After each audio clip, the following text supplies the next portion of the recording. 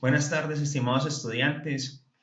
Continuemos con la aplicación del método de los elementos finitos. Vamos a analizar ahorita el elemento viga para el escenario en el cual tiene una discontinuidad en su longitud. Como podemos observar en ese gráfico, en el punto B hay una discontinuidad sobre la longitud de la viga, no es continua como lo habíamos analizado en la clase anterior. Aquí podemos ver un ejemplo, una estructura en la cual hay una conexión entre dos miembros estructurales. Es algo lo que vamos a estar modelando en una clase del día de hoy.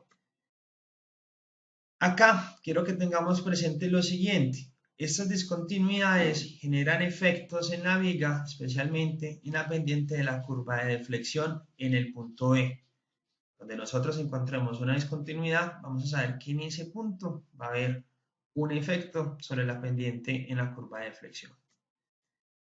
Entonces, ¿cómo vamos a analizar esto? Vamos a entenderlo como si se generaran dos miembros estructurales. El primero que estamos mostrando ahí, lo podemos hacer un diagrama de cuerpo libre e intentar entender un poco qué es lo que está sucediendo ahí. Podemos observar que en los dos nodos, tanto en el nodo A como en el punto B donde se obtiene la discontinuidad, tenemos la presencia de fuerzas cortantes F1Y, F2Y, y hay dos grados de libertad, uno en cada nodo, que son los desplazamientos transversales. En términos de cargas podemos observar que en el punto A yo puedo aplicar un momento que lo va a llamar M1, pero esta es la parte que tenemos que tener en cuenta para poder modelar la discontinuidad. En el nodo 2, donde se presenta la discontinuidad, tenemos de que el momento 2 lo vamos a hacer igual a 0. Tenemos una rotación en el nodo 1 y asumimos de que la rotación en el nodo 2 es diferente de 0. Entonces, de esa misma forma entendemos el elemento del lado derecho. Ya la discontinuidad no va a estar en el nodo 2, sino en el nodo 1. Y para ese nodo 1 observamos lo mismo. El momento en ese nodo es igual a 0. Y los demás grados de libertad y fuerzas aplicadas permanecen exactamente igual como en el escenario del elemento 1. Construir estos otros tipos de conexiones que generen otro tipo de fuerzas. Yo puedo diseñar esas conexiones para que ellas me generen fuerzas cortantes o fuerzas axiales. Tenemos que entender que estas conexiones especiales que estamos observando, nosotros vamos a modelarlas arrancando desde la formulación básica de la viga, que es cuando no tenemos deflexiones. Arrancamos de lo que ya conocemos e incluimos el tipo de efecto que genera la conexión en la estructura. En el caso que vamos a estar analizando va a ser M2, por lo menos en el elemento 1, va a ser M2 igual a 0. Esto a la final, ¿qué nos va a entregar? Nos va a generar una matriz de rigidez con la fuerza o momento deseado igual a 0 y el correspondiente desplazamiento o rotación eliminado.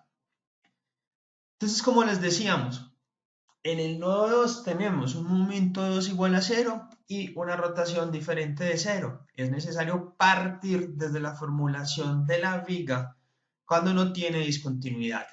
Observemos que M2 igual a 0 implica que esta fila y esta columna se hagan igual a 0, muy diferente a removerlas. Yo simplemente digo de que M2 es igual a 0, entonces esas filas y esas columnas al multiplicarse por el vector D1Y tienen que dar igual a 0. Entonces, haciendo ese tipo de partición, que son las filas, fila 4 y la columna 4, yo puedo entonces observar que se generan unos submatrices, subvectores. En este caso se genera una submatriz. Aquí estamos generando un vector más pequeño dentro de la matriz global. Aquí tenemos otro vector y en este caso tendríamos un escalar. Entonces, ese sistema f igual a k por x o k por d que conocemos de la viga, yo lo puedo entender como si fuera dos subsistemas diferentes. Observemos, vamos a tener un vector F1 que es un vector columna, aquí lo estoy señalando. Voy a tener un escalar que va a ser M2 y en la matriz o en la condensación de esa matriz lo llamo F2. Por acá el vector de desplazamientos lo puedo partir en dos componentes, una en un vector de 1 que es un vector columna y otra que sería un escalar. Observamos que aquí tenemos una matriz 3 por 3 que en este subsistema yo lo estoy llamando K11. Acá tendríamos un vector fila, que sería de una fila 3 columnas, que lo estoy llamando K21. Aquí tendría un vector columna, que lo llamo K12. Y aquí en esta parte tendría un escalar. Entonces, si yo ya sé que este sistema es equivalente al que estoy mostrando abajo, entonces yo puedo escribir las siguientes dos ecuaciones. La primera, decir que F1 es igual a K11 por D1 más K12 por D2. Es totalmente cierto. Ahora, F2, ¿qué me va a dar? Me va a dar K21 por D1, es simplemente la operación de multiplicación de una fila de una matriz por un vector, y luego voy como K22 D2.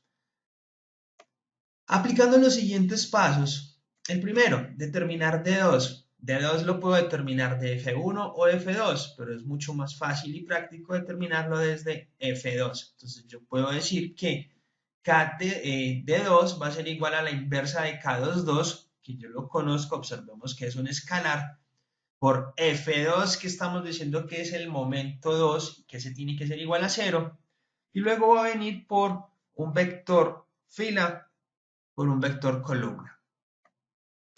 Ese valor que yo tengo de D2 lo va a reemplazar en F1. Cuando lo reemplazo en F1 obtengo la ecuación que estoy mostrando en este punto.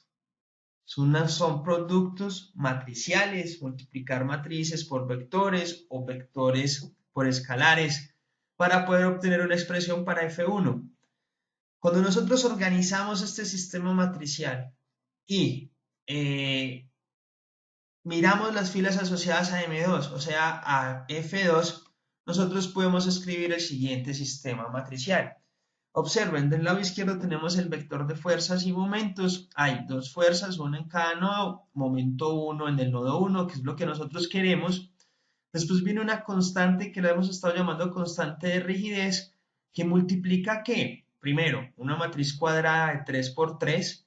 Segundo, una matriz simétrica. Observemos que es, al igual que todas las matrices de rigidez que hemos visto hasta el momento, es una matriz simétrica. Y luego va a multiplicar un vector de grados de libertad. Acuérdense que habíamos dicho que en cada nodo teníamos dos desplazamientos transversales, que en el nodo 1 teníamos rotación 1, y en el nodo 2 la rotación 2 es diferente de 0, pero es eliminada en el proceso de matemático para llegar a este sistema. Entonces acá yo también puedo escribir, si yo quisiera aumentar el sistema 4x4, incluyendo M2, simplemente lo que hago es incluir una fila, expandir la matriz de 3x3 a una matriz 4x4, simplemente adicionando un vector fila, un vector columna de ceros. Si yo ya quiero analizar el caso en el cual tengo la discontinuidad en el lado izquierdo, como lo estamos viendo acá, entonces tenemos que tener en cuenta para este caso que el momento en el nodo 1 va a ser igual a 0 y el procedimiento es exactamente igual. Voy a arrancar del sistema matricial para la viga que no tiene discontinuidad. Voy a asociar las filas y las columnas a la carga, a la fuerza o al momento que necesito igualar a 0. Y saber que en esas filas y en esas columnas tengo que poner ceros. Repito el procedimiento matemático que vimos anteriormente para obtener un sistema que me representa lo que sucede en ese elemento. En ese elemento tenemos dos fuerzas transversales, una en cada nodo, y en el nodo 2 tenemos un momento 2. Nuevamente viene una constante de rigidez que multiplica a una matriz, primero cuadrada, 3x3, y segundo simétrica. Podemos expandirlo el sistema 4x4 igual, en la misma forma en que se hizo en el caso anterior. Simplemente posiciono donde va M1 y asocio, expando el sistema 3x3 a un sistema 4x4, adicionando una fila y una columna. Vamos a estar resolviendo este ejercicio en la próxima clase. Por favor, lleguemos al día viendo este video para que pueda ser una clase bastante productiva. Que estén bien.